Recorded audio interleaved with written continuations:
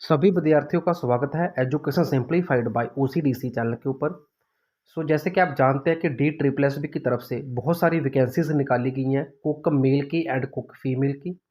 तो अगर आपने भी कुक की वैकेंसी के लिए अप्लाई किया हुआ है एग्ज़ाम के लिए, तो स्टडी मटेरियल के लिए ये वीडियो है। कंप्लीट स्टडी मटेरियल आप इस पोस्ट के लिए हिंदी और इंग्लिश दोनों लैंग्वेज में मेरे से परचेज़ कर सकते हैं बहुत ही वाजिब फ़ीस देकर। तो उसके लिए आपको थंबनेल में दिए गए नंबर के ऊपर व्हाट्सएप मैसेज करना है या कॉल करनी है। तो कुछ डेमो क्वेश्चंस आपको मैं इस वीडियो में देने जा रहा हूं। तो चलते हैं क्वेश्चन नंबर 1 पे। तो हमारा पहला सबसे इंपॉर्टेंट क्वेश्चन है sanitary science which aim to produce food which is safe for consumer and good quality is known as. स्वच्छता विज्ञान जिसका उद्देश्य जैसे कि भोजन का उत्पादन करना है जो उपभोक्ता के लिए सुरक्षित हो और अच्छी गुणवत्ता वाला हो, तो उसे क्या कहा जाता है। तो इसका आंसर आएगा ऑप्शन बी, फूड हाइजीन। ठीक है जी, खाद्य पदार्थ जो होते हैं उनकी स्वच्छता को मेंटेन करके रखना, उसको बोला जाता है फूड हाइजीन।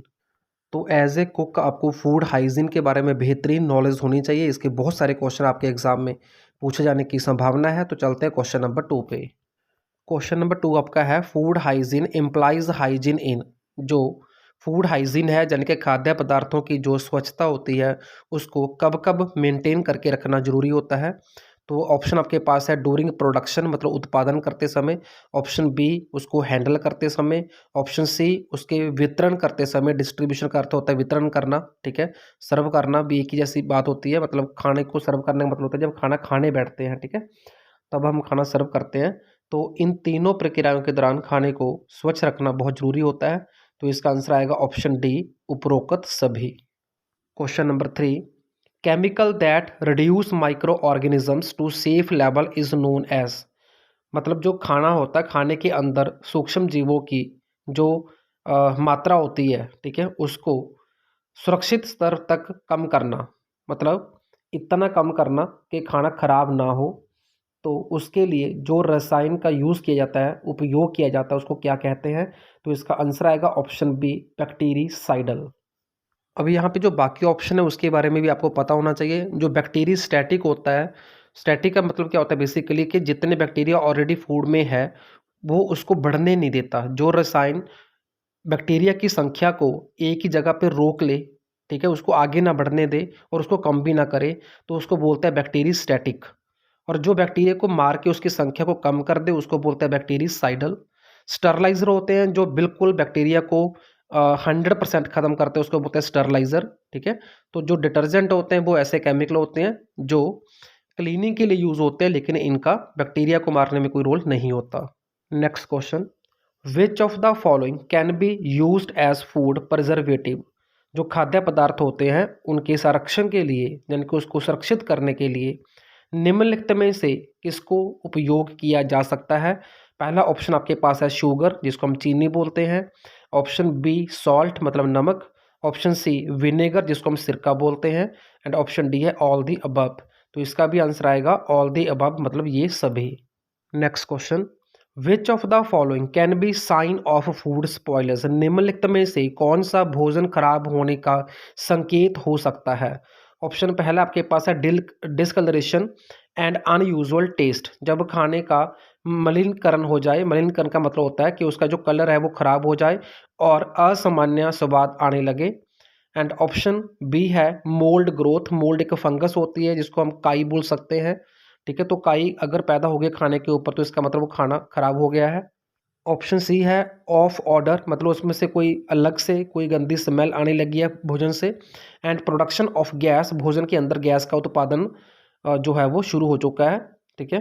तो इसका अर्थ हुआ कि ये सभी संकेत ये दिखाते हैं कि जो खाना है वो खराब हो गया है। तो आंसर आएगा ऑप्शन डी। ऑप्शन डी इसका आंसर आएगा। क्वेश्चन नंबर 8 जो दिख रहा है आपको, तो गलती से मैंने इसका सी डार्क किया हुआ है तो यहाँ पे आंसर डी आएगा, मतलब ये सभी जो संकेत हैं खाना खराब होने के। चलते हैं अगले क्वेश्चन पे।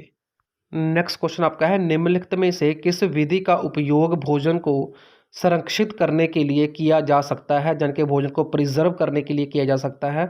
तो ऑप्शन आपके पास है पहला उच्च तापमान पाश्चरीकरण अल्ट्रा हीट उपचार, ऑप्शन बी है कम तापमान प्रशीतन और ठंड, ऑप्शन सी है निर्जलीकरण और रसायन।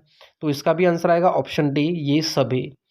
ठीक है। उच्च तापमान जैसे हम भोजन को गर्म करते हैं, दूध को उबालते हैं, ठीक है, तो उसको पास्चराइजेशन बोलते हैं, तो उससे जो हमारा मिल्क प्रोडक्ट्स होते हैं वो सुरक्षित रहते हैं। ऐसे ही कुछ खाद्य पदार्थ को हम फ्रीजर में रखते हैं, ठीक है, तो कम तापमान पे भी हम उनको सुरक्षित रखते हैं। और निर्जलीकरण का अर्थ होता है कि भोजन को सुखाकर रखना, उसमें पानी की मात्रा जितनी कम होएगी उतना उसके खराब होने के चांसेस कम होते हैं, ठीक है। और रसायन मतलब हम उसको केमिकल से ट्रीट करते हैं। तो चलते हैं अगले क्वेश्चन पे।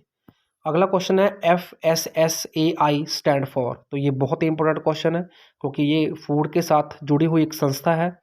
तो इसका ऑप्शन सी आंसर आएगा, food safety standard authority of India. ठीक है जी। FSSAI का अर्थ होता है भारतीय खाद्य सुरक्षा मानक प्राधिकरण।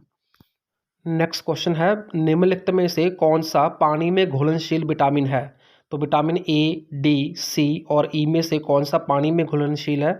तो इसका आंसर आएगा option C, vitamin C. Vitamin B और सी पानी में घुलते हैं। जो विटामिन ए, विटामिन डी और विटामिन ई है और साथ में विटामिन के है वो फैट यानी कि चर्बी में घुलनशील होते हैं। नेक्स्ट जो क्वेश्चन आपका वो है, most common form of food poisoning is. जो फूड पॉइजनिंग है उसकी सबसे आम किस्म क्या है, आम रूप क्या है उसका? तो आंसर आएगा option B, bacterial food poisoning. जो फूड पॉइजनिंग है वो ज़्यादातर बैक्टीरिया के द्वारा ही होती है। Next question, bacteria multiply rapidly between 5 degree Celsius and 60 degree Celsius, it is called. जो बैक्टीरिया है वो भोजन में तब ज़्यादा उत्पन्न होते हैं जब टेम्परेचर 5 से ज़्यादा हो और 60 डिग्री से कम हो।